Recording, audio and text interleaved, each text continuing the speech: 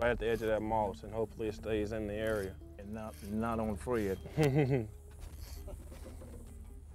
Like you say, those catfish are just like bass and crappie. They like to relate to structure, and they hang right at the edge of that moss waiting on some bait fish to come by.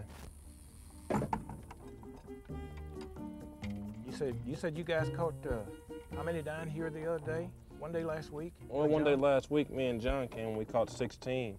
Oh my goodness. I had two 11-pounders that day. Yeah, I remember eating some of one of them. Boy, it was good. They fillet out just beautiful. Yeah.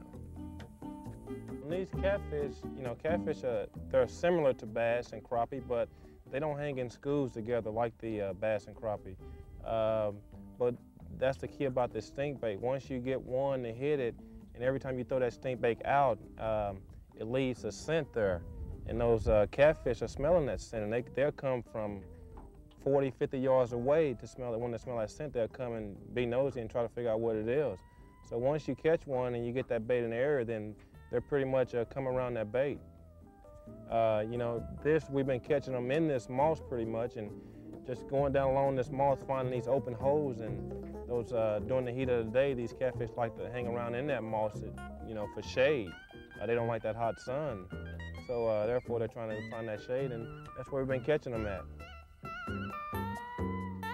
This moss really is a vital asset for their food. That moss traps a lot of insects and a lot of other sources of food get trapped in that moss, and it's right there for the fish to just pick it right up. That way you don't have to actually strain or exert himself any.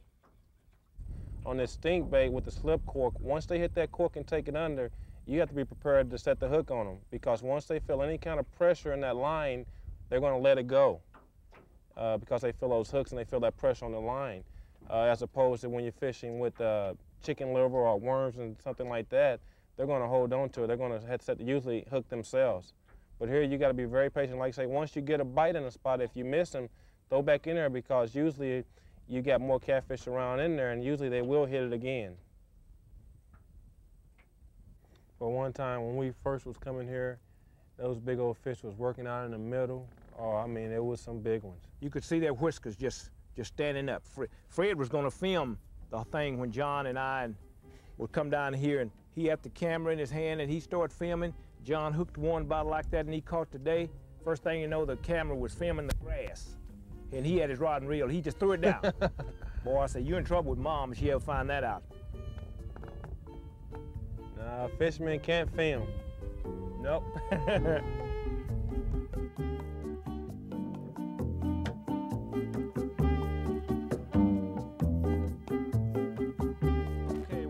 I think we've exhausted our patience right here, right now. Let's take a break. Go up here, maybe try them from the bank, a little bit closer to that moss.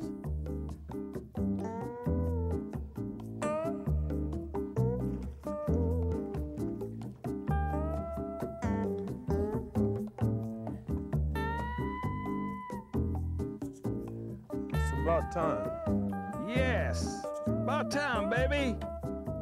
Come here. Maybe they're fixing to start something. And those tenderonis. Yes, sir. Oh, John got one.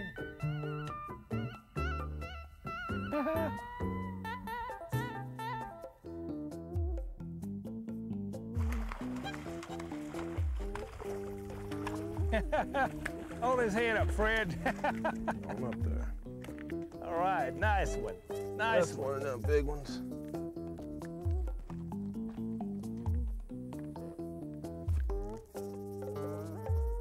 You don't mind walking to your ice chest to put a fish in it.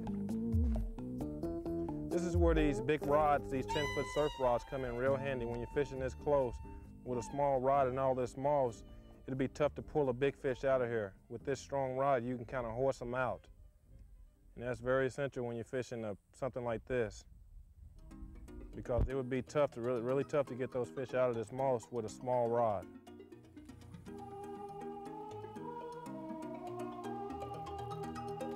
Yes. Yes, come here, darling. Yeah.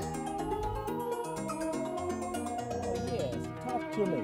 Yes, yes, yes, I know it. Yeah, you shouldn't have. Yes. Oh yeah, I know all about it. Yep, got you a 2 out of 3, huh? Yes. Next time you'll be a little bit more careful. Afraid it'll be a little bit late. Yeah. I want to introduce you to Mrs. Wesson Oil, Bubba. Hey, Fred, take a look at this, Bubba. You're not the only one who can catch catfish.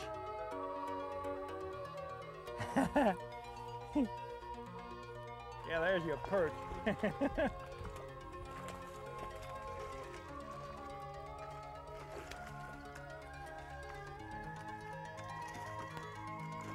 I guess that is a perch, huh? That's a pretty big perch. Yeah.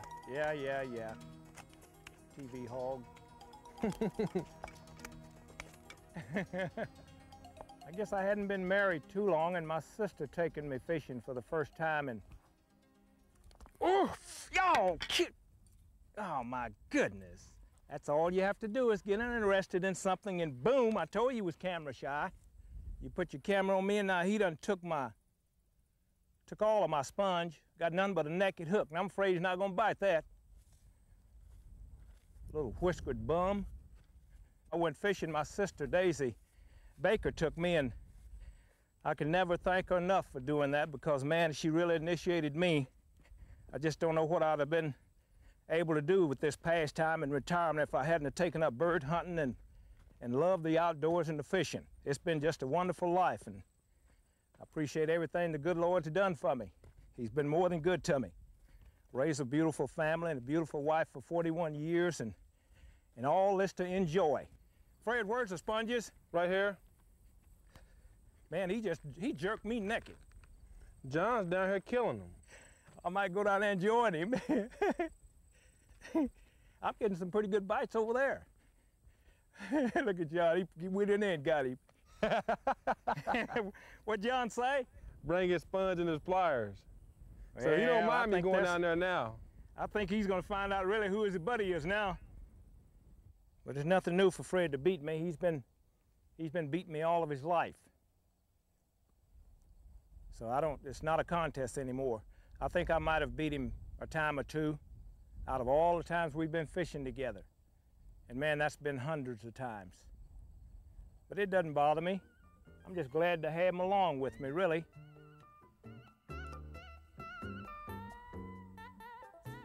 Almost. Get him, John. Yeah, that's a good one.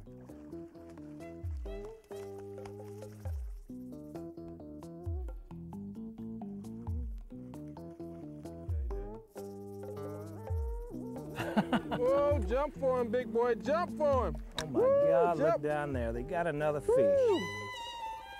Just don't know when to say Whoa, when. that's a big one there. I'm about ready to take me a Pepsi and wrap it up.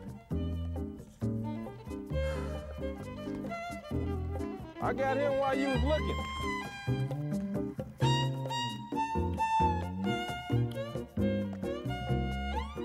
Woo.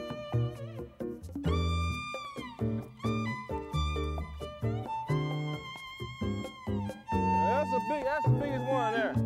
Is it? Yeah.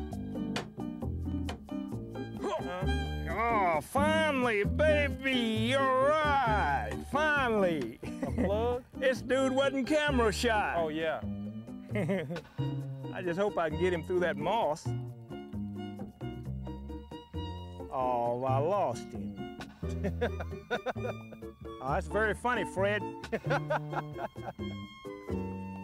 I've got word for you after the cameraman's gone. Golly, I wished I could have got him. Hey, Yeah, that's the big one. okay. I'll take your word for it. It's time to go to the house now. Yeah.